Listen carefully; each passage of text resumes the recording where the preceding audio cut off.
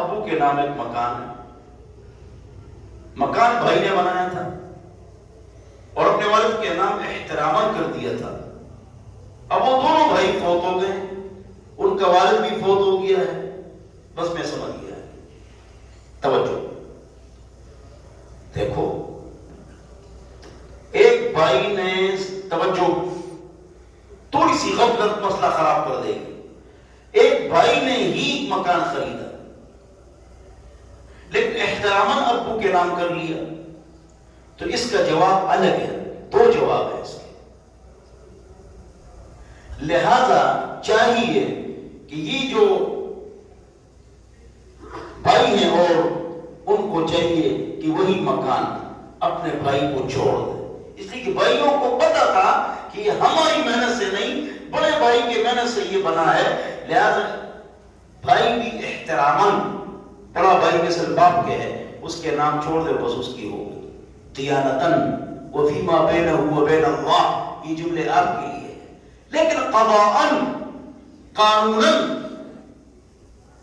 سارے بھائیوں کا اس مکان میں حصہ ہے. کیوں؟ وہ ابو کے نام ہے. جب ابو کے نام ہے تو بھائی کیا، ان کی جو آپس میں جو بھائی بہن ہے سب کو اس میں حصہ ہے. یہ ہے. اب آگے بات سنو. جہاں تک اس کے اوپر تعمیر بھائی نے کر لی، تعمیر بھائی نے کر لی، لیکن مکان کی زمین ابو کے نام ہے، تو مکان کی زمین میں سب شریک ہے، اور جو تعمیر کے پیسے ہیں وہ بڑا بھائی لے سکتا ہے، اور بھائیوں کو چاہیے کہ اس پر راضی ہو جائے. مفتی صاحب مجھے ڈپریشن کی بیماری ہے، ڈپریشن، اینزائٹی. دیکھو میری بات سنو، یہ بہت اہم سوال ہے، اس پر میں نے ویڈیو بنائی ہے، مجھ سے مان لو. ڈپریشن، آپ کو کیا ڈپریشن ہے؟ ایک آدمی نے کہا مجھے ڈپریشن ہے. میں نے کہا، بلکہ میرا شاگرد تھا، ڈبل میں حافظ عالم مفتی تھا، ڈپریشن ہے کہ میں غریب نہ ہو جاؤں، اور خوب مانتا تھا میں غریب نہ ہو جاؤں، بس اس کو یہ خیال تھا. میں نے کہا آپ کو کب سے یہ ڈپریشن ہے کہ میں غریب نہیں ہو جاؤں، کہیں غریب نہ ہو جاؤں؟ کہہ رہا 25 سال ہو گئے. میں نے کہا غریب ہو گئے؟ کہہ رہا نہیں. میں نے کہا آئندہ بھی نہیں ہوگی. اور جب جو مسئلہ ابھی آیا نہیں ہے، فیوچر کا خوف، مستقبل کا خوف کہ آگے کیا ہوگا، یار جب آگے آیا ہی نہیں تو آپ پریشان کیوں؟ خوش ہو، آگے جب آئے گا دیکھا جائے گا یار، گور بہت سر انشاءاللہ. 2 3 یہ جو بیماری ہوتی ہے نا، اس کی کوشش کرو کہ دوائی استعمال نہ کرو. ڈپریشن، اینزائٹی، پریشانی، غم، اس سے آپ نے خود نکلنا ہے. کوئی ڈاکٹر حکیم آپ کو نہیں نکال سکتا. ڈاکٹر حکیم آپ کو سونے کی دوائی دے کہ سو جاؤ، تاکہ آپ کے دماغ کے کیمیکل وہ آرام کرے اور مضبوط ہو جائے. وہ غلط نہیں ہوتی ہے نیند کی دوائی ہر موقع پر.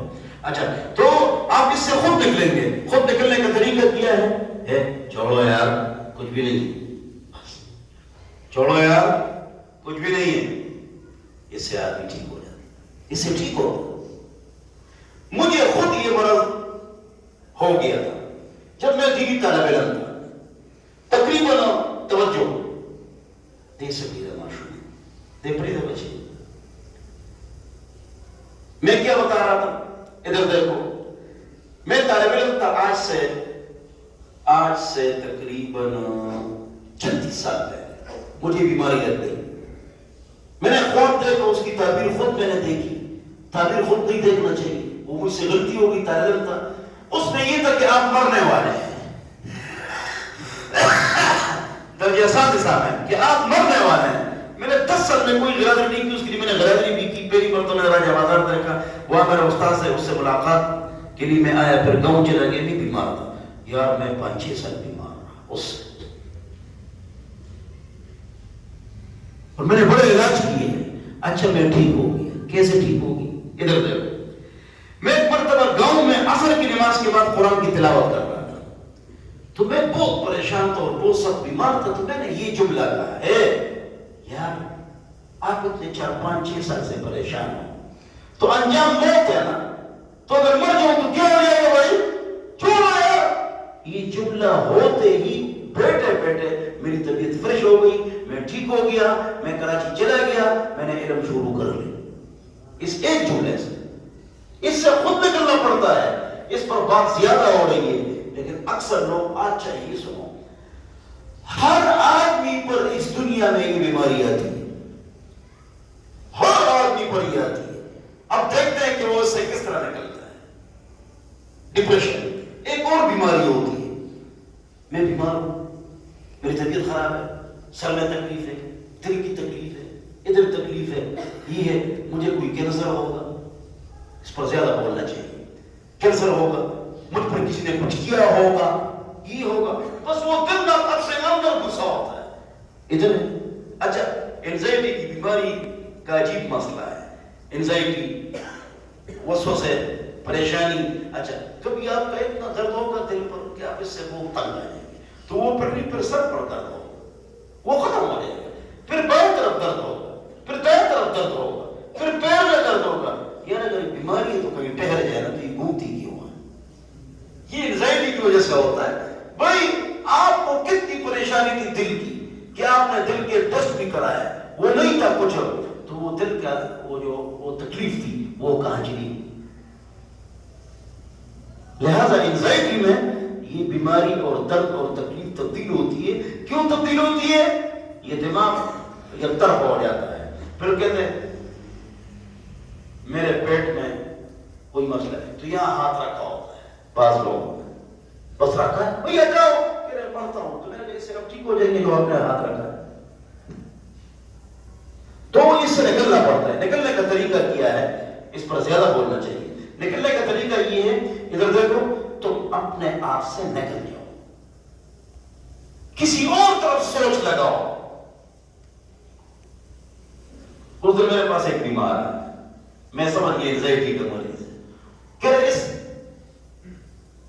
حسین صاحب مغرب کو آیا ہے کہ میرا بایاں ہاتھ سن ہے اور میرے دل کے بڑے ٹیسٹ کرائے ہیں، وہ ٹھیک نہیں ہے، تو طارق اندر آ جاؤ نا، یہ پوری دنیا بیٹھی ہوئی، تم بھی دین سیکھو، آ جاؤ، روک شمع میں نے غرق مکہ باہر گھوم رہا ہے فضول، پوری دنیا دین سیکھ رہا ہے، سیکھ رہی ہے، دنیا مونس ہے۔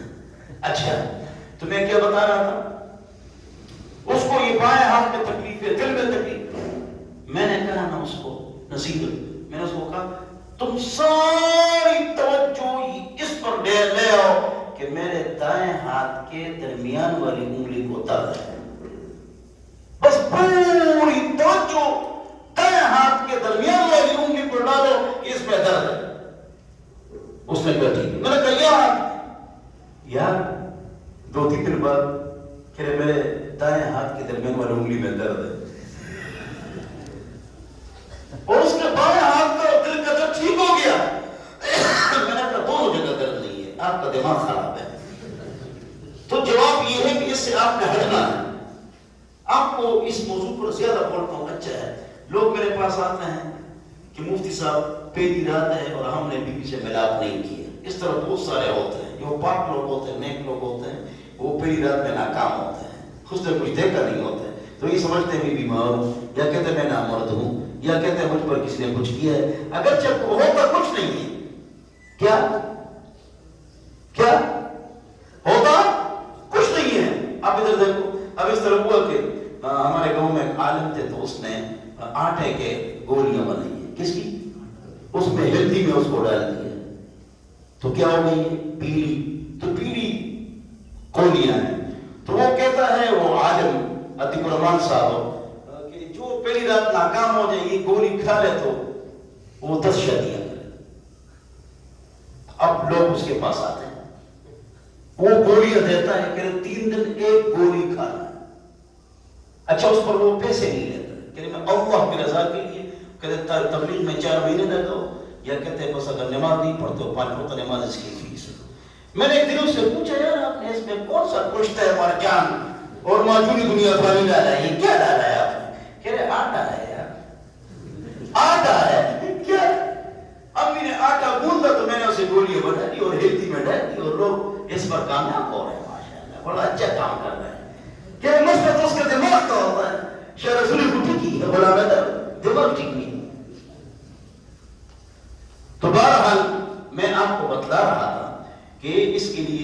تربیت آپ کی ہو گئی اور اس سے آدمی ٹھیک ہو جاتا ہے.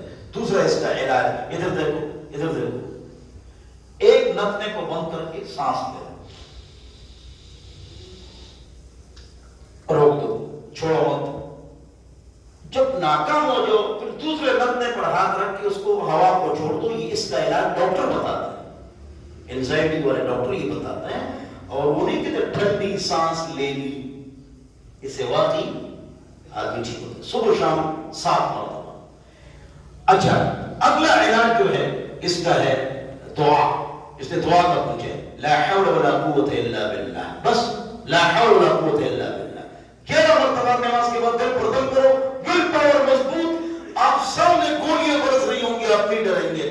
ول پاور مضبوط. حدیث میں آتا ہے کہ عرش کے نیچے خزانہ ہے جس میں 100 بیماری 99 بیماریوں کا علاج ہے. اس میں ایک چھوٹی بیماری انزائٹی وہمیات اور وسوسے ہے، اس سے آدمی ٹھیک ہو جاتا ہے، ول پاور مضبوط ہو جاتا ہے. لا حول ولا قوت الا باللہ ہر نماز کے بعد 11 مرتبہ پڑھو. میں 40 سال سے زیادہ ہو گئے میں یہ پڑھتا ہوں. ول پاور مضبوط. اگلا علاج جب کھانا کھاؤ اس سے 2-3 پتے پہلے دھنیا، سبز دھنیا، اس سے یہ ٹاپ کی چیزیں کھانے سے پہلے اس سے ول پاور مضبوط ہو جاتی ہے. ہاں ڈیرا میں بولے جتنا مرد نشے دڑیاں ہونے کی خری نہ مرد نہیں، بہت ٹھنڈی ہوتی ہے. بہرحال یہ اس کا علاج ہے. اور پریشانی مت کرو، خوش رہو.